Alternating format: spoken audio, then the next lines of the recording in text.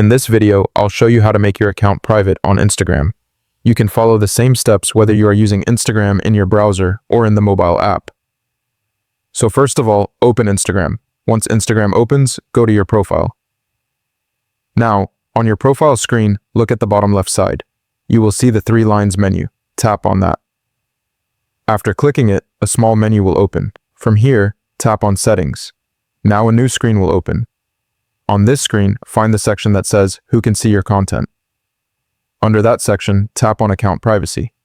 After clicking on Account Privacy, another screen will open. Here you will see an option called Private Account. Right next to it, you will see a toggle switch. Simply tap on that toggle. Now Instagram will show you a confirmation screen. Here, tap on Switch to Private.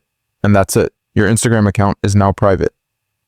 After this, only people you approve can follow you and see your posts, reels, and stories. New users will have to send you a follow request, and you can decide whether to accept or reject it.